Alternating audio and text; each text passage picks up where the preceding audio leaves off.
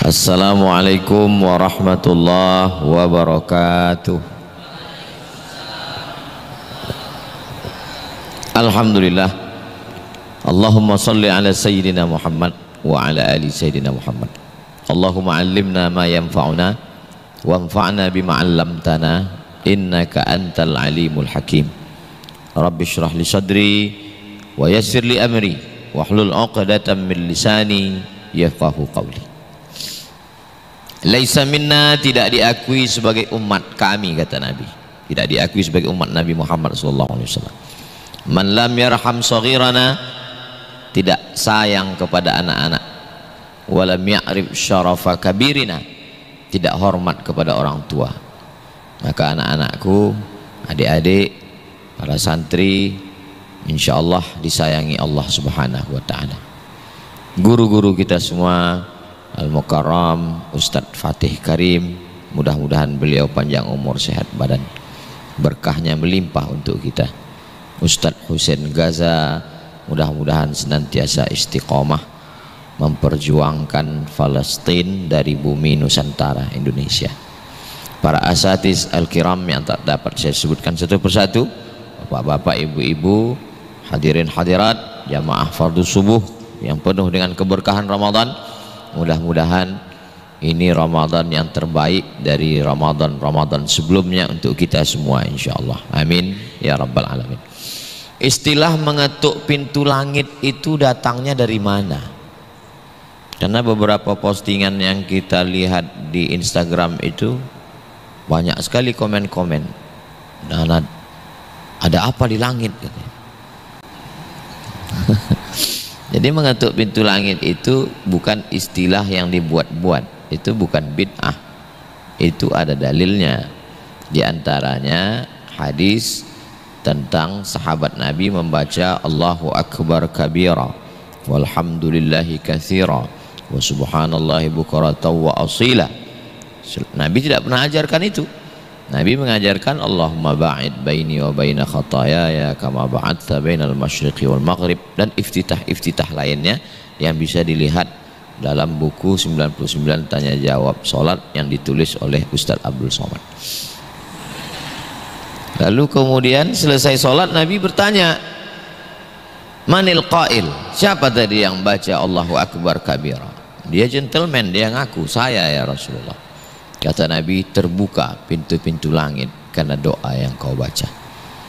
Kebetulan yang mendengarkan hadis ini namanya Abdullah bin Umar bin Khattab, anak Umar bin Khattab. Kata Abdullah bin Umar bin Khattab, sejak saya mendengar Nabi mengucapkan itu, saya tidak pernah meninggalkan Allahu Akbar kabir. Lalu kemudian hadis lain, Sami'allahu liman hamidah. Lalu kemudian Nabi mengajarkan Rabbana lakal hamdu mil'us samawati wa mil'ul ardi wa mil'u ma syi'ta min syai'im ba'du. Tapi sahabat ini lain bacanya, Sami'allahu liman hamidah. Dia baca alhamdulillah hamdan tayyiban katsiran mubarakan fih. Selesai salat Nabi tanya, siapa tadi yang baca doa itu? Saya tidak pernah mengajarkan, kata Nabi. Dia ngaku, saya yang baca ya Rasulullah.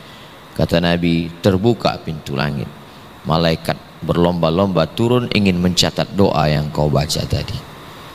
Itu beberapa hadis tentang bahwa pintu langit itu bisa diketuk dengan doa. Tapi ada juga yang diketuk dengan yang lain. Hadisnya adalah dalam kitab Al-Musnad karya Imam Ahmad bin Hanbal, meninggal tahun 241 Hijrah. Beliau adalah murid Imam Muhammad bin Idris Asy-Syafi'i rahimahullah. Ketika ruh orang beriman itu keluar dari jasad seperti tetesan embun di ujung daun. Daun turun embun, perlahan-lahan jatuh, ketika dia sudah penuh menetes. Begitulah lembutnya ruh orang beriman keluar dari jasad. Yang katanya kematian itu sangat menyakitkan, tebasan pedang beratus kali di tempat yang sama, kambing dikuliti hidup-hidup, mata kail pancing ditarik dari kulit yang basah, sampai kita berdoa Allahumma hawwin alaina fi sakaratil maut. Ternyata keluarnya ruh dari jasad itu seperti air embun menetes di ujung daun, begitu lembutnya. Dan ruh itu ditampung di kain kafan yang terbuat dari cahaya. Malaikat membawa ruh itu naik ke atas langit. Begitu pintu langit dibuka, malaikat penjaga pintu langit berkata, inilah ruh yang selama ini sudah kami nantikan lama, karena tiap hari kami melihat catatan amalnya. Pagi catatan amalnya naik, sore catatan amalnya naik, hari Kamis catatan amal pekannya dibawa, bulan Sya'ban catatan amal tahunannya dibawa. Kami sudah lama ingin ketemu orangnya karena amalnya sudah sering kami lihat. Hadis lain tentang perjalanan Isra dan Mi'raj, saat malaikat Jibril alaihissalam membawa Nabi Muhammad SAW, penjaga pintu langit juga bertanya, siapa ini?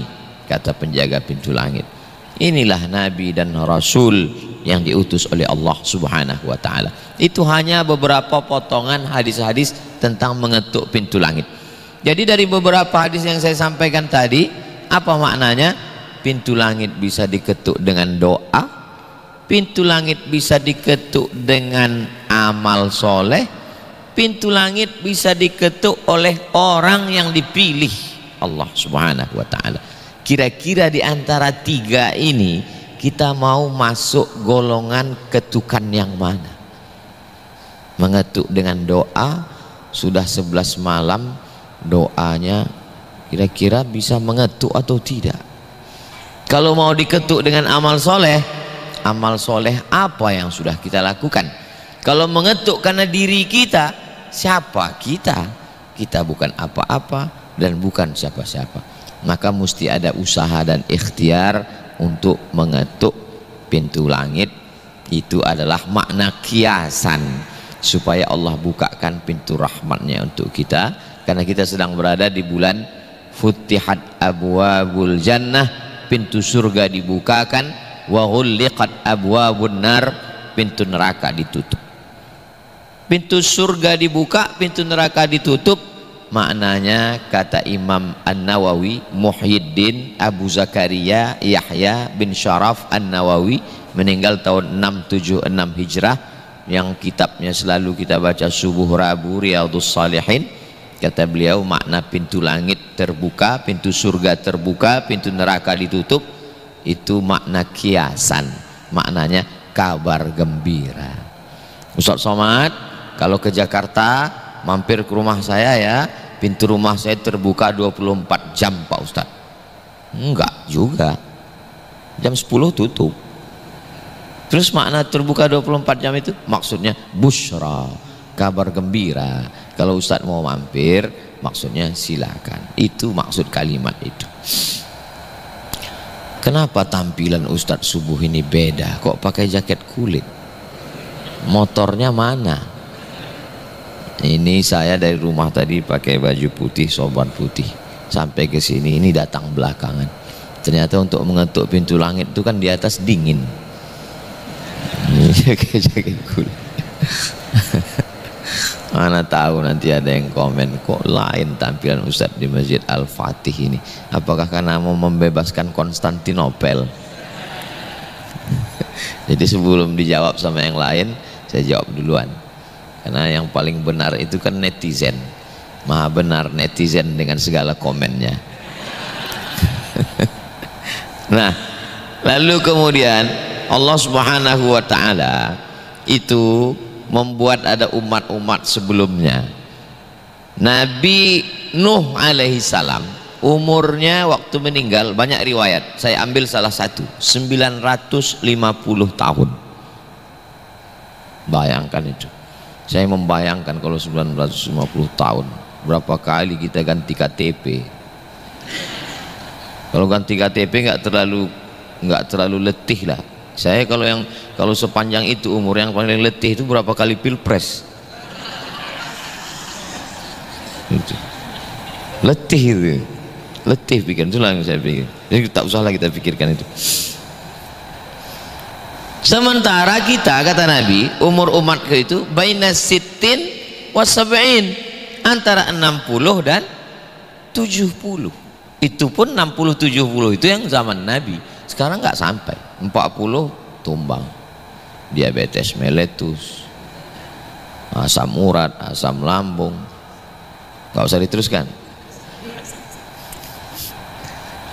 gula darah. Semua makanan yang dimakan nenek moyang kita dulu berubah jadi racun sekarang.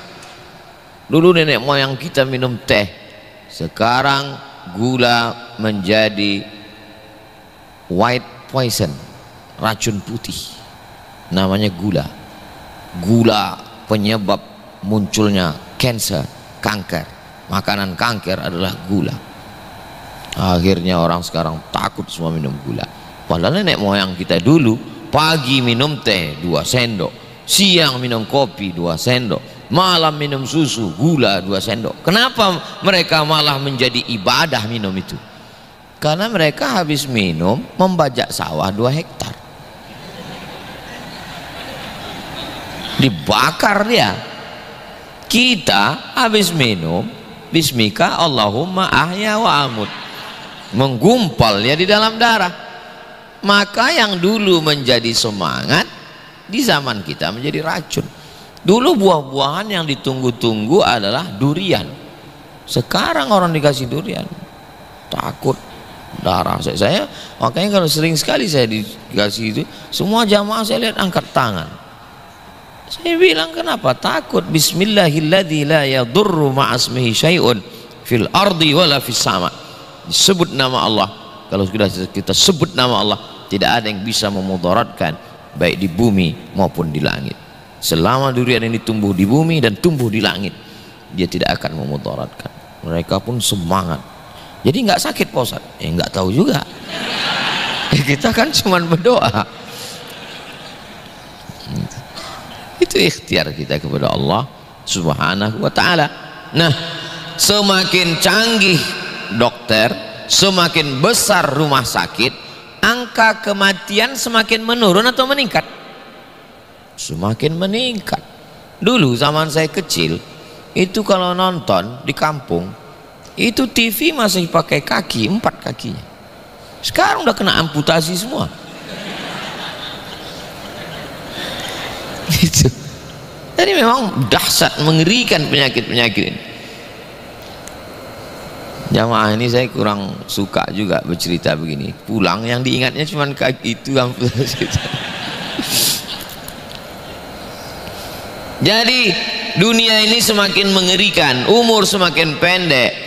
Maka ketika Nabi SAW bercerita tentang Bani Israel, bahwa mereka itu dulu umurnya panjang, beribadah di waktu malamnya berzikir mengingat Allah, siangnya jihad fisabilillah, la ya'sunallaha tarfata ainin, tidak pernah buat maksiat sekedip mata.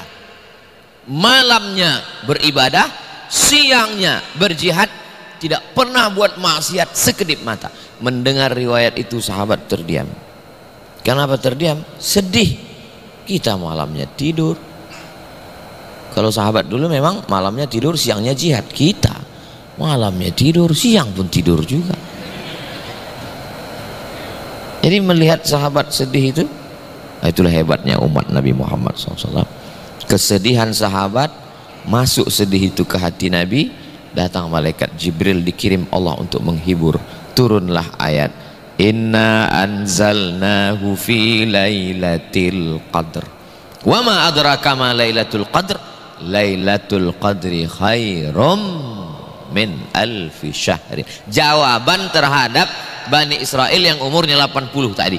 Kalau mereka 80 tahun malamnya ibadah, siangnya jihad, tidak pernah buat dosa sekedip mata, aku beri umatmu lebih hebat daripada itu kalau dia dapat satu malam lebih dari 80 tahun tadi. Karena 1000 bulan itu sama dengan 83 kalau dapat sekali. Itu baru dapat sekali. Kalau dapat 10 tahun Lailatul Qadar 830 tahun. umur kita akil balik umur 10. Langsung komen yang satu, enggak Ustaz, saya akil balik umur 7. Wah, cepat kali kau. Akil balik umur 10, meninggal umur 60. Berarti kan punya kesempatan dapat Lailatul Qadar 50 kali.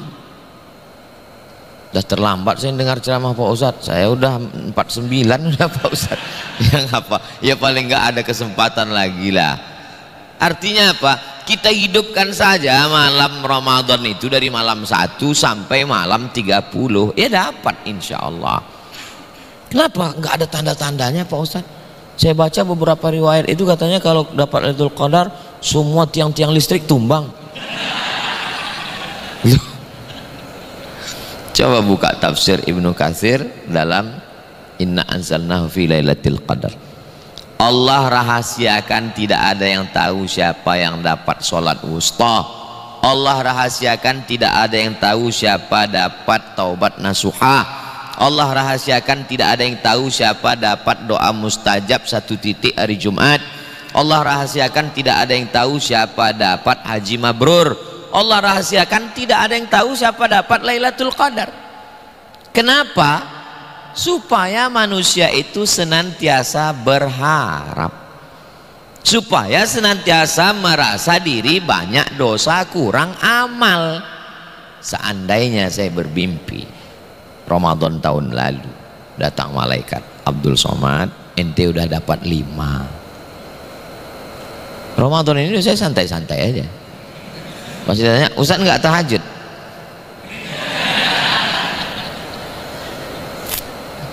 Kita Masjid Al-Fatih ini Masya Allah tabarakallah.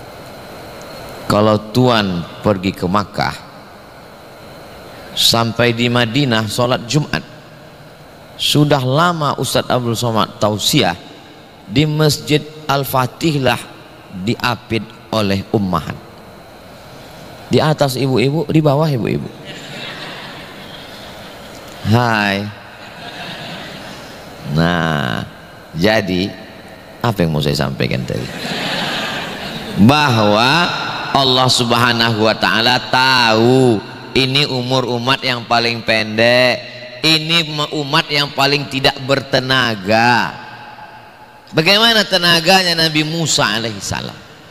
Bergelinding batu dari atas langit, gelinding dari atas bukit, tertutuplah pintu sumur.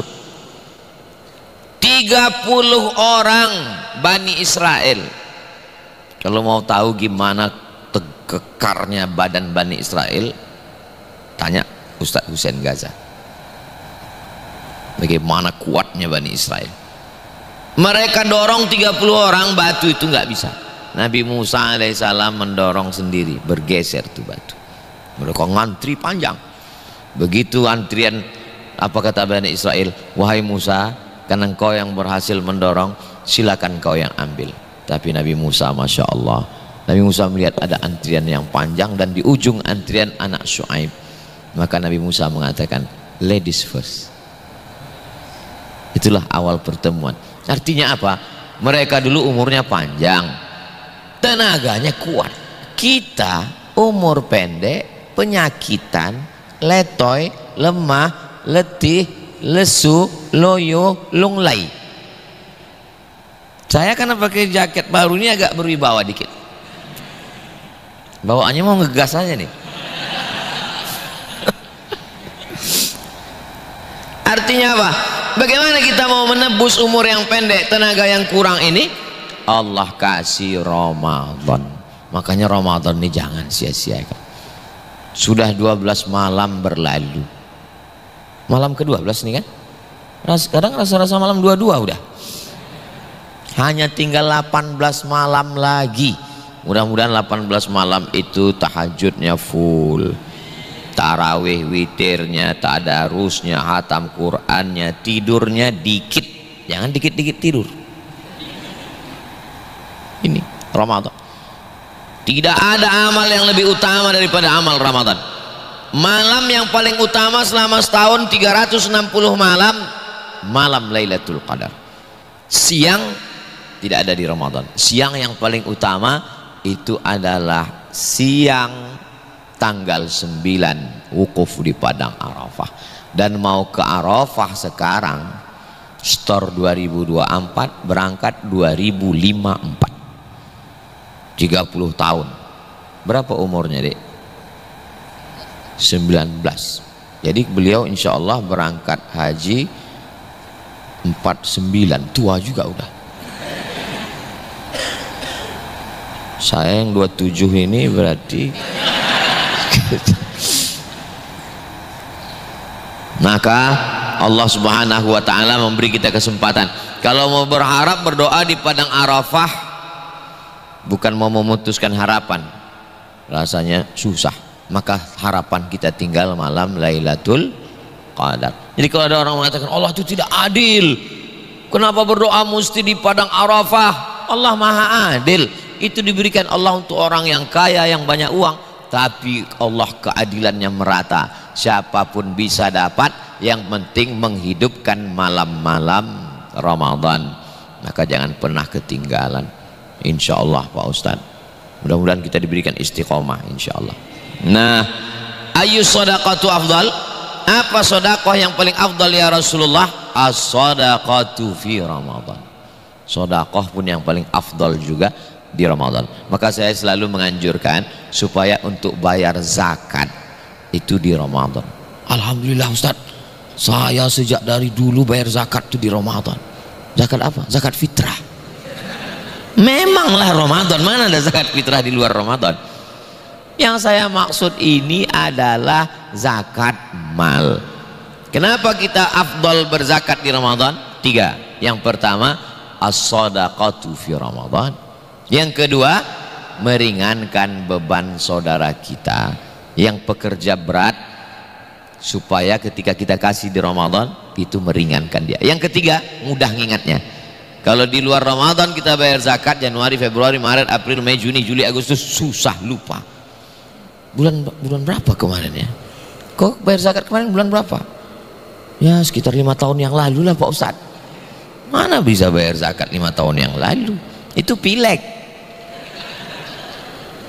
Bayar zakat itu tiap tahun. Maka untuk supaya mudah ingat setahun sekali, meringankan beban orang, dapat yang afdal di Ramadan. Saya Pak Ustadz biasanya itu 10 bulan yang lalu nggak apa-apa, keluarkan sekarang, dikeluarkan supaya startnya mulai di Ramadan, supaya langsung ingat Ramadan 1445, Ramadan 1446. Jadi yang membuat amal kita ini tidak putus, ada yang rajin tarawih 23 rakaat, selesai itu tadarus, selesai itu khatam Quran, meninggal stop, putus. Ada orang yang rajin zikir, satu hari solawatnya 1000, istighfarnya 1000, la ilaha illallahnya 1000, meninggal putus. Tapi kalau mau amal yang, kalau bahasa kampung kami, unlimited edition, kalau mau yang tidak putus-putus, itu hanya ada pada pintu rumah besar namanya sodakoh. Jadi atap besarnya namanya sodakoh, di bawah atap besarnya ada kamar-kamar kecil lagi, ada nama kamarnya zakat, ada nama kamarnya infak, ada nama kamarnya wakaf, ada nama kamarnya hibah, ada nama kamarnya wasiat, ada nama kamarnya ghanimah. Atap besarnya namanya sodakoh, bukan somat. Lalu di bawah atap besarnya ada kamar-kamar kecil, ada namanya zakat, wakaf. Makanya ayat tentang zakat bunyinya sodakoh. Ayatnya zakat tapi bunyinya sodakoh. Innamas sodaqatu lil fuqara wal masakin wal amilina 'alaiha wal mu'allafati qulubuhum wa fir riqab wal gharimin wa fi sabilillah wa ibnis sabil. Ayatnya itu kan tentang sodakoh, tapi isinya adalah zakat. Amalnya besar. Bercerita tentang amal yang mengalir sesudah mati. Idza matal insan, kalau manusia mati, inqata amaluhu illa min salasin, putuslah amalnya. Itu cerita tentang wakaf, tapi bunyinya sodaqotun, sodakoh jariah. Itu yang dimaksud adalah wakaf. Wakaf itulah yang mengalir sampai hari kiamat, tidak putus. Makanya orang-orang yang meninggal itu kalau ditanya, Hai mayat-mayat, jenazah-jenazah, maukah kamu hidup lagi? Mereka menjawab, mau. Allah bercerita dalam Al-Quran, seandainya kamu hidup lagi, kamu mau apa? Mayat-mayat menjawab, laula akhartani ila ajalin qarib, berikanlah saya waktu sebentar, sekejap, semenit saja ya Allah, sedetik aja kasih. Kata Allah, terus kalau aku kasih kamu sedetik mau apa? Fa'asaddaqo, saya mau bersedekah. Enggak ada dia bilang, kalau kau kasih aku 1 detik aku mau jihad. Enggak. Kalau kau satu detik aku mau tahajud. Enggak. Kalau 1 detik aku mau haji. Enggak. Aku mau bersedekah. Ulama mengomentari ayat ini. Kenapa sedekah? Karena pahala yang langsung diperoleh balasannya begitu masuk liang lahat adalah amal sedekah dan mengalir sampai hari kiamat. Bayangkan yang mewakafkan masjid ini, tanah ini, asrama laki-laki, asrama perempuan. Ustadz kok tahu? Kan udah saya survei tadi. 300 berapa 100 santri Ustadz. Total 300 dari Sabang sampai Papua menghafal Quran, belajar Islam, tamat, pulang ke kampung halamannya ngajar lagi. Berapa itu pahalanya? Inilah orang yang paling beruntung, orang bertuah. Dan ada hikmah di balik kehidupan manusia itu yang kita tidak tahu. Bagaimana ceritanya? Allah Subhanahu wa taala menguji seorang hamba selama 40 tahun. Akhirnya dengan tetesan air mata munajatnya di tengah malam yang menurut orang doanya tidak kabul, nggak kabul doanya. Padahal disitulah ada hikmah. Justru dengan tidak diberikan nasab keturunan, malah pahalanya lebih mengalir daripada yang punya nasab keturunan. 40 tahun diuji Allah tidak memulai keturunan, lalu kemudian dipertemukan Allah dengan orang baik yang menggunakannya semuanya, setiap jengkalnya untuk menolong agama Allah. Akhirnya berdirilah Cinta Quran Center. Dan saya di sini kalau pepatah Melayunya menumpang tuah. Menumpang tuah itu artinya ada orang yang bertuah. Bertuah itu kalau bahasa kitanya the lucky man, orang yang beruntung. Dan saya numpang di situ. Dengan hadirnya saya di sini waktu membuat video endorse dulu, maka saat yang berwakaf ini mendapat amal jariah, kata Allah Ta'ala, hai malaikat yang endorse itu kasih juga sedikit. Amin. Sebetulnya saya cuma minta diaminkan itu aja. Saya cuma minta persetujuan itu aja sebetulnya. Asal udah setuju voting ini, insya Allah.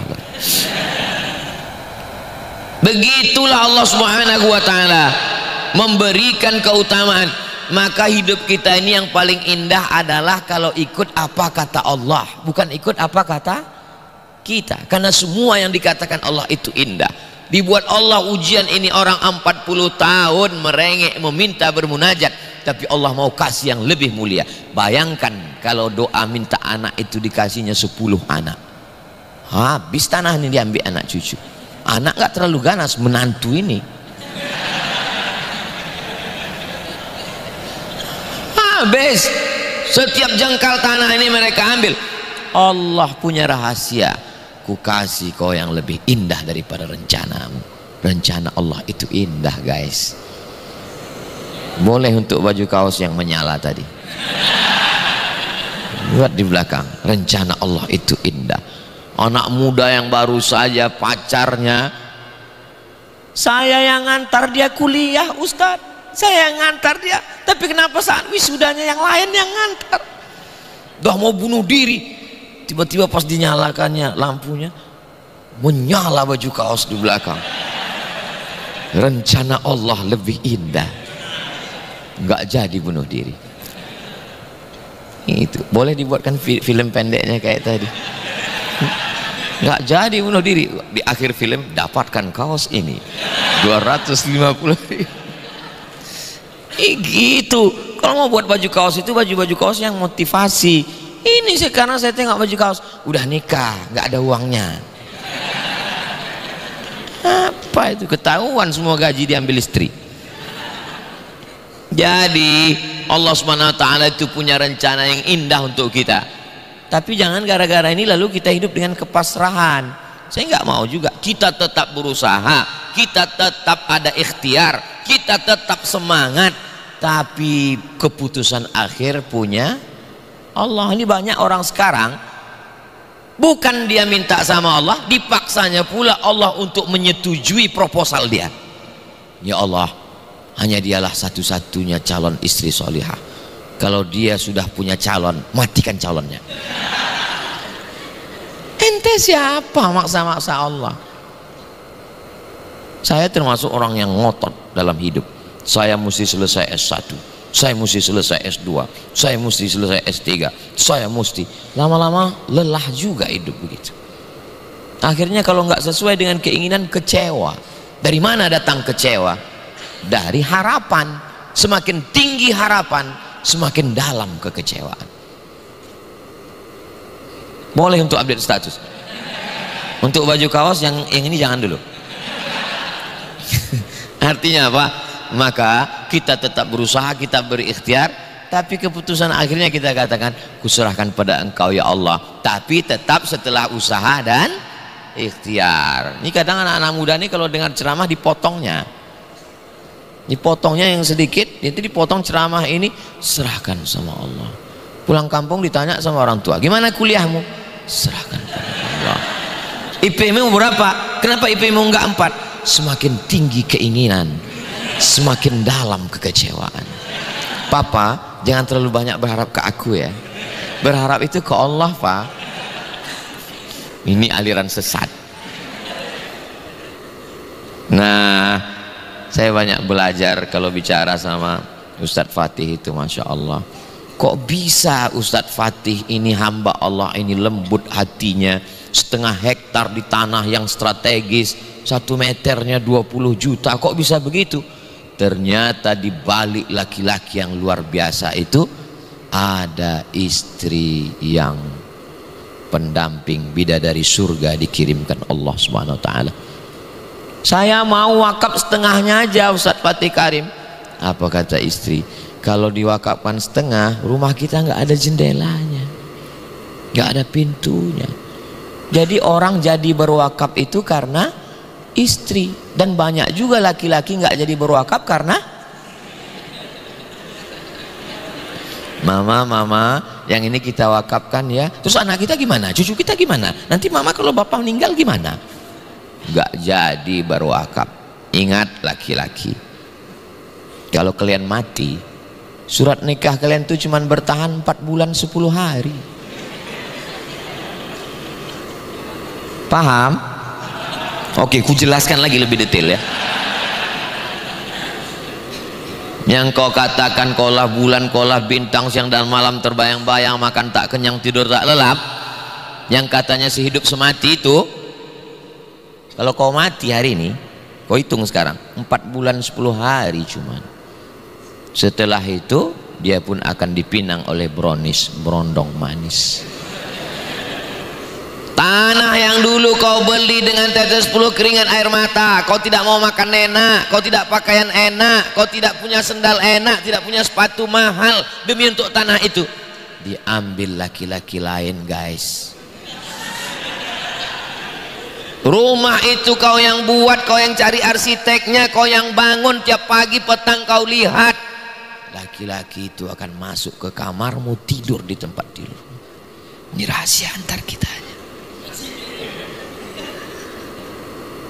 Ini, tapi saya juga tidak mau gara-gara ini lalu kalian nggak mesra lagi pulang.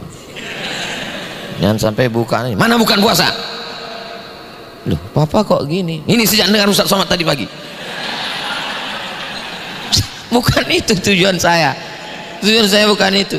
Tujuan saya adalah supaya kita ini memikirkan bahwa hidup kita ini berakhir dengan sesuatu yang mengerikan. Filosof-filosof tidak pernah mau cerita tentang kematian.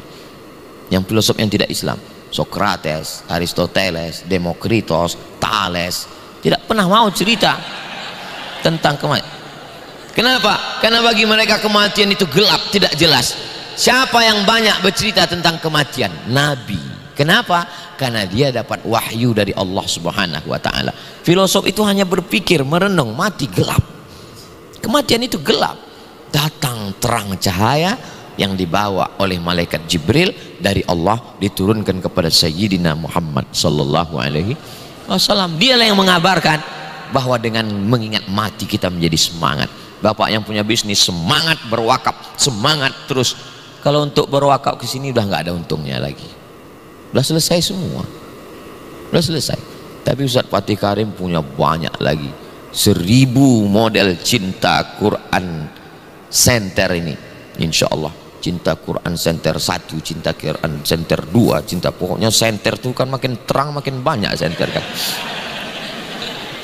Center bukan center itu Pak Ustadz, center ini maksudnya pusat. Iya. Semua akan ada pusat Quran. Mudah-mudahan terwujud 1000 sejuta cinta Quran center. Jangan pernah berpikir dari Sabang sampai Merauke, dari Sabang sampai Maroko. Saya mau nanti diundang oleh alumni Cinta Quran Center. Ustadz Somad harap datang ke Cinta Quran Center cabang Moskow. Insya Allah kira-kira 20 tahun lagi lah. Kalau sekarang saya memang belum bisa keluar negeri, payah saya. Nanti udah zaman berganti, insya Allah nama saya ini insya Allah lama-lama jadi baik juga nanti. Itu keluhan orang yang nggak bisa keluar negeri. Kenapa orang bertobat?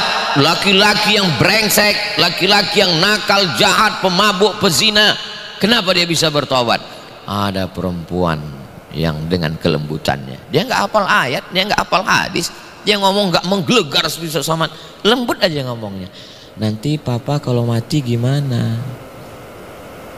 Yang dari hati ke hati juga sampai. Tapi kalau dari mulut, cuman sampai di mulut. Multi level marketing. Tengah malam jam 2 suaminya mikir, nanti kalau papa mati gimana? Terngiang di tengah malam, nanti kalau papa mati gimana? Di mobil, nanti kalau papa mati. Itulah yang membuat dia taubat. Saya ketemu dengan orangnya, true story, kisah nyata. Saya ini nakal Pak Ustadz, jahat Pak Ustadz, tapi sejak istri saya ngomong 5 kata, boleh ibu pakai pulang nanti. Apalagi waktu mati lampu bangunkan dia sahur, nanti kalau papa mati.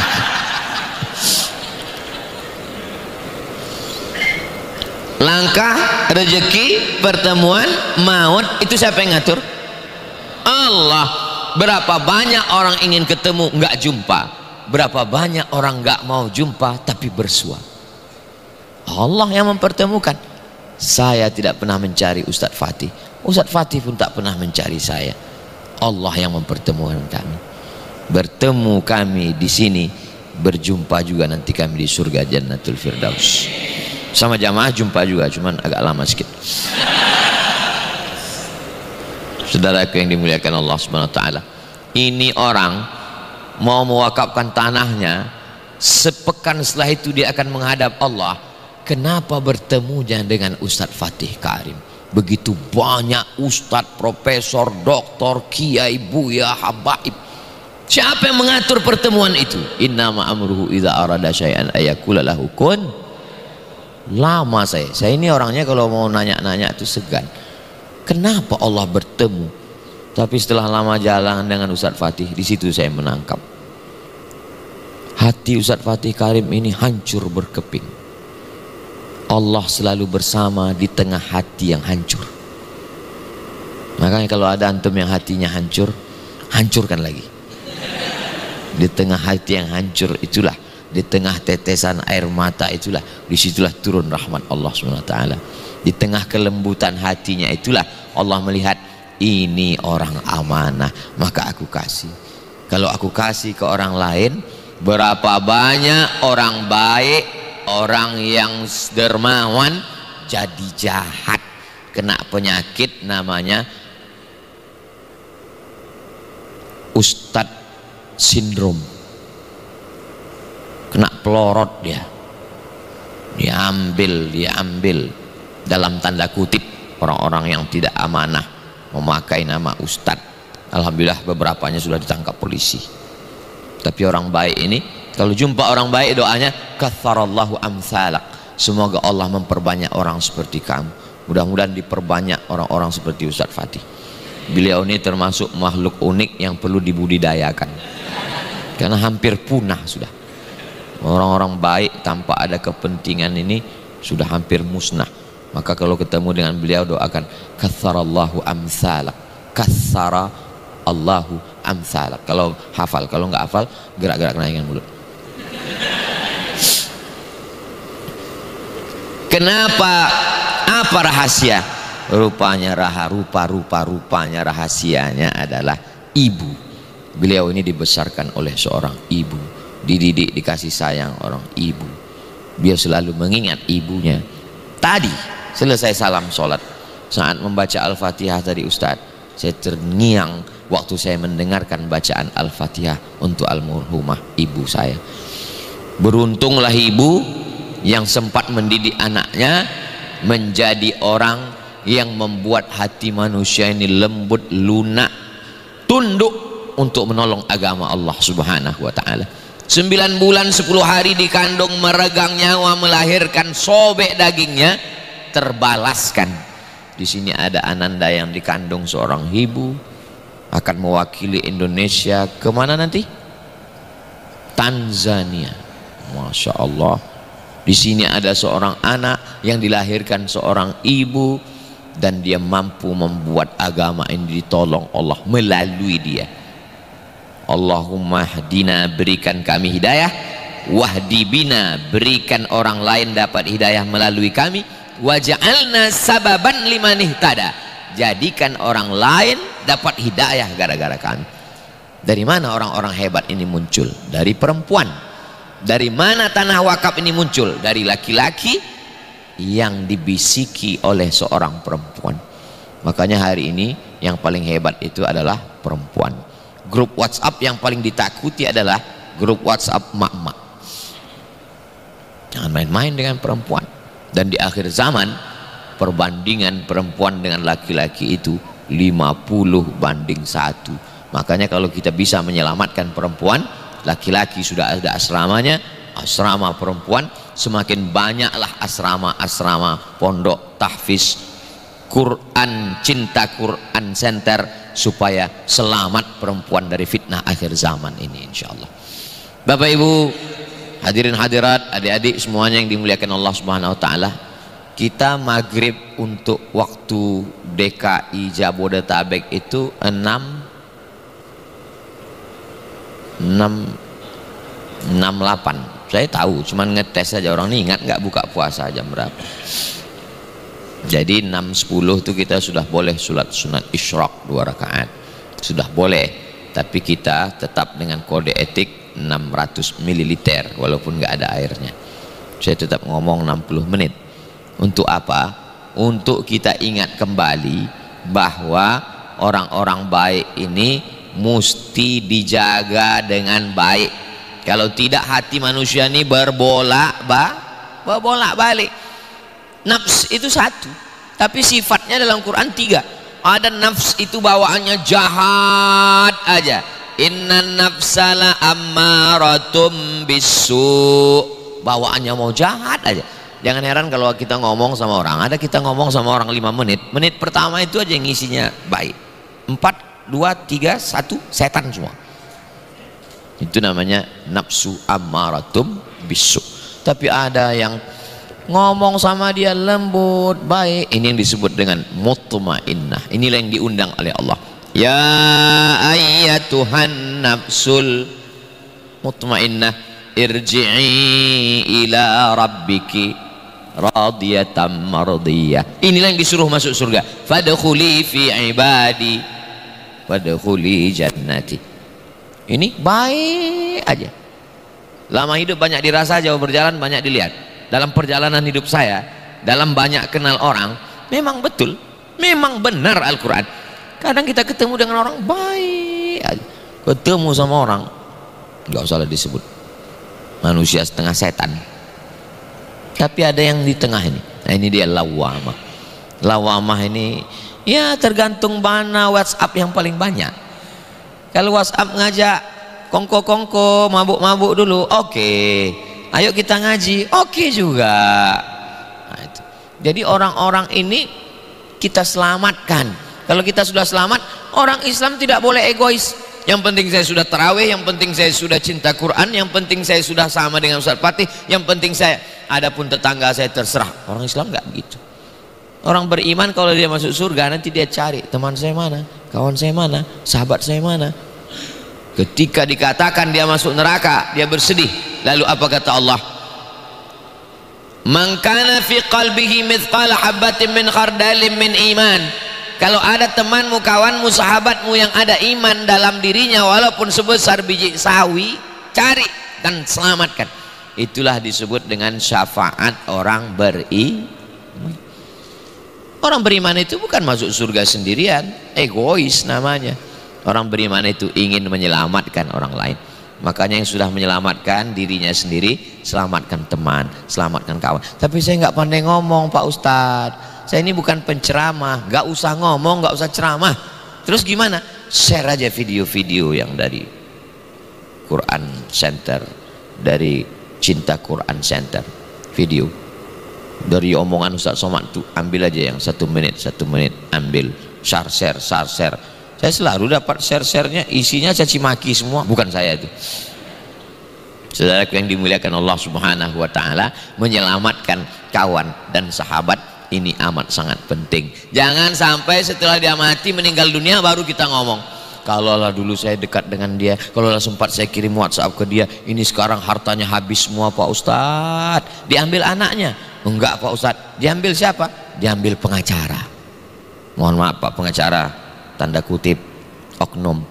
Enggak, saya takut juga nih disomasi pengacara-pengacara se-Indonesia. Saudaraku yang dimuliakan Allah Subhanahu wa taala, dunia yang begitu singkat cepat berakhir ini semuanya akan selesai, maka pada akhirnya yang kekal abadi hanya tinggal wakaf. Inilah yang tinggal. Begitu wakif, orang yang berwakaf itu namanya wakif.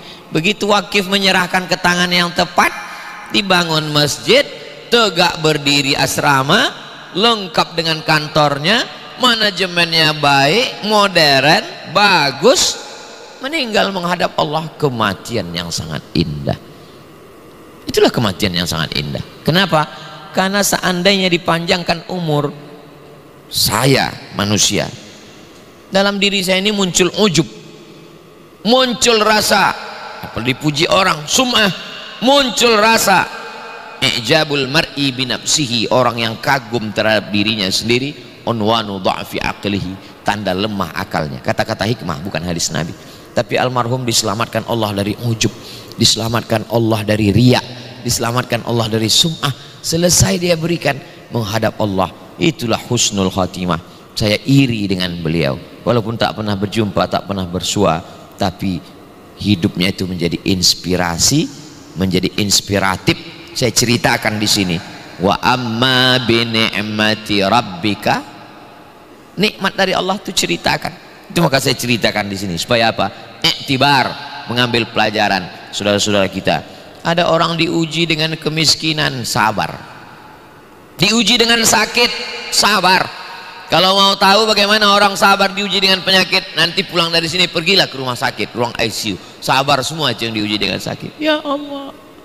Begitu sehat, terbang tasbih itu semua. Begitu diuji dengan kesulitan hidup, ya Allah. Diuji dengan kesakitan, ya Allah. Diuji dengan kemelaratan, ya Allah. Begitu diuji dengan harta benda, lupa. Wa balawnahum bil hasanat, kami uji mereka dengan yang enak-enak. Banyak orang salah anggap, yang dianggapnya ujian itu kalau sakit. Pas kita tengok sakit, saya sedang diuji nih Pak Ustaz. Kenapa? Masuk angin. Pas sehat, alhamdulillah nikmat Pak Ustaz. Ujian juga itu. Belum pernah saya ketemu orang, saya sedang diuji nih Pak Ustaz. Ujian apa? Ini sehat terus Pak Ustaz. Padahal justru di ujian sehatlah orang banyak gagal. Saya sedang diuji nih Pak Ustaz, usaha saya bangkrut. Belum pernah orang ngomong, saya sedang diuji nih Pak Ustadz, bisnis saya berhasil semua nih Pak Ustadz. Padahal itulah ujian yang paling mengerikan.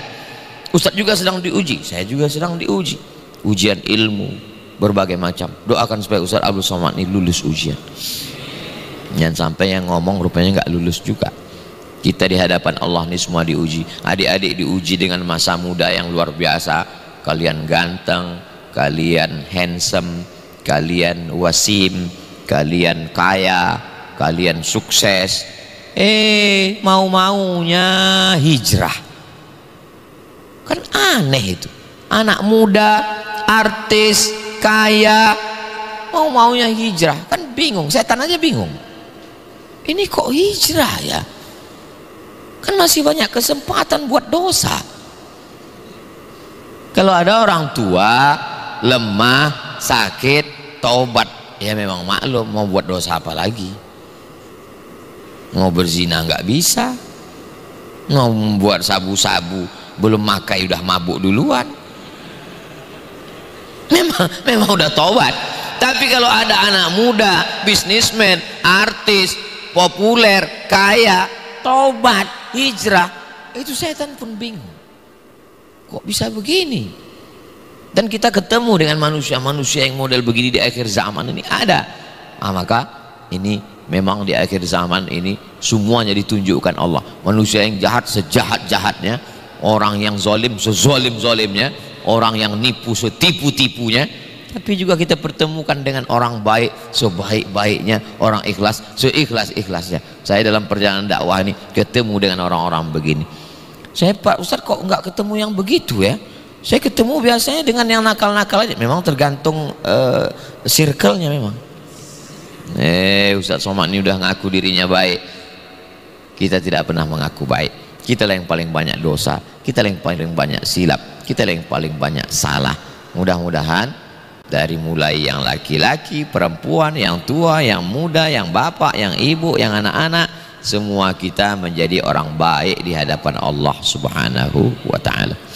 Yang saya khawatirkan dalam hidup adalah saya dianggap baik oleh jamaah, saya dianggap baik oleh manusia, saya dianggap baik oleh makhluk, tapi di hadapan Allah na'udzubillah saya tidak baik. Saya selalu beranggapan amal ceramahku ini mungkin sudah hilang karena riya, karena sum'ah, karena angkuh, karena sombong. Semua orang duduk di lantai, saya duduk di kursi. Bukan kemauan saya, ini panitia yang ngasih. Ustaz Abdul Somad dimuliakan, disanjung, dipuji-puji. Ustaz Abdul Somad, selalu saya merenung, jangan-jangan amalku ini sudah habis semua, diambil oleh viewer, follower, dan subscriber. Tapi di lubuk hati yang paling dalam, aku yakin ada di antara jamaah yang tulus, yang ikhlas, orang-orang yang tidak pernah tampil, orang-orang yang tidak dikenal manusia, tapi tiap pagi, petang, siang, malam amalnya selalu dilihat malaikat. Di tengah malam mereka bermunajat, selamatkan Ustadz kami Abdul Somad dari neraka. Itulah yang menyelamatkan kita dari azab Allah Subhanahu wa ta'ala. Jangan lupa saling mendoakan, minta didoakan, didoakan, mendoakan, mohon didoakan. Ustadz doakan saya ya, doakan juga saya. Doakan anak saya Pak Ustadz, doakan juga anak saya. Doakan saya supaya husnul khotimah Pak Ustadz, doakan juga ad-doa bid-doa. Habib, ad-doa bid-doa, maksudnya doa dengan doa. Doakan saya Pak Ustadz supaya saya dapat jodoh, mudah-mudahan kamu. Kalau yang begitu jangan doakan juga saya, jangan. Ini saudaraku yang dimuliakan Allah Subhanahu wa ta'ala, kita tidak pernah berpisah. Kenapa? Karena kita selalu bersama dalam doa. Kalau kita sudah beriman, ya ayyuhalladzina amanu, setelah iman takwa, ittaqullah, selalu digandengkan, selalu disandingkan, dan khotib baca ayat itu di mimbar. Ya ayyuhalladzina amanu ittaqullah haqqa tuqati, iman dan takwa. Ada satu lagi, ya ayyuhalladzina amanu ittaqullah wa kunu ma'as shadiqin. Nomor 3, kalau kamu sudah beriman, kamu takut kepada Allah. 3, hendaklah kamu selalu bersama dengan orang yang benar. Kenapa tidak selalu bersama dengan orang yang benar? Karena tidak bertakwa. Kenapa tidak bertakwa? Karena tidak beriman. beriman, bertakwa, bersama dengan orang yang benar. 3 jurus ini selamat kita dunia akhirat insyaallah. Sudah beriman, sudah bertakwa, selalu bersama dengan orang yang benar. Apa-apa keputusan yang mau diambil, tanya dulu. Ustadz, ya Ustadz Husain, ya saya rencana mau ke Gaza nih Ustadz, saya sudah siap. Tanya dulu. Ini banyak sekali yang mau semangat, takbir, Allahu Akbar. Pas mau berangkat, apa senjata yang kau siapkan? Bismillahirrahmanirrahim. Itu bukan mati syahid, mati konyol. Belajar di Cinta Quran Center, pahami Quran dengan baik. Setelah itu lanjutkan pendidikan, mau jadi dokter, mau jadi hakim, mau jadi pengacara, mau jadi polisi, mau jadi tentara. Tolong agama Allah ini dengan profesi apapun yang engkau miliki. Pulang ke kampung halaman, buka lagi cabang, buka sebanyak-banyaknya. Fa idza faraghta fansab. Kalau sudah selesai satu, buka satu lagi. Sudah selesai satu, buka satu lagi. Wa ila rabbika farghab. Kami ikut kajian di Cinta Quran Center itu mau menghilangkan beban pikiran kami, Ustadz. Kami di kantor ada beban, di rumah ada beban, di jalan beban macet, ini lagi beban grup-grup WhatsApp. Kami mau ikut pengajian Ustadz itu biar supaya kami hilang beban. Sampai di tempat Ustadz dengar cerita beban masjid belum selesai, santri yang mau dikasih beasiswa, pembangunan pondok pesantren. Sampai kapan beban ini Pak Ustadz? Ini kepala kita ini mesti diberi beban agama terus. Karena kalau tidak diberi beban kepala ini, dia akan berpikir tentang ini. Jangan heran orang koleksi ini, koleksi ini, koleksi ini. Kenapa? Karena pikiran itu tidak pernah berhenti. Mulut bisa berhenti, tangan bisa berhenti, mata bisa berhenti, tapi pikiran tidak bisa berhenti. Orang kalau pikirannya tidak diberikan beban agama untuk bangun masjid, untuk bangun pondok, untuk biaya siswa santri, untuk ini, untuk ini. Jadi jangan heran nanti kalau Ustadz Fatih ngomong beban kita ini, beban kita ini, beban kita ini. Orang yang nggak ngerti apa ini Ustadz Fatih. Dulu katanya untuk Cinta Quran Center, sekarang udah selesai, tiba-tiba dia mau buat lagi. Udah selesai, ini mau buat yang di Bandung lagi. Nanti Bandungnya udah selesai. Sebenarnya sampai kapan ini Pak Ustadz? Sampai malaikat maut mencabut nyawa. Kalau udah itu selesai. Jadi siapa yang mau cepat selesai, mintalah. Kalau pikiran kita ini tidak kita bebani dengan beban agama, dia akan diisi oleh beban dunia. Dan beban dunia itu melelahkan, letih. Koleksi ini, kumpul ini, kumpul ini. Yang hobi oplas, operasi ini, operasi ini, operasi ini, operasi ini, operasi ini. Sampai muka itu kresek semua isinya. Wala umanniyannahum, aku akan permainkan mereka berhalusinasi. Aku akan buat mereka terus berpikir ini, lupa. Maka kepala kita ini mesti diisi terus. Supaya apa? Supaya memikirkan agama Allah.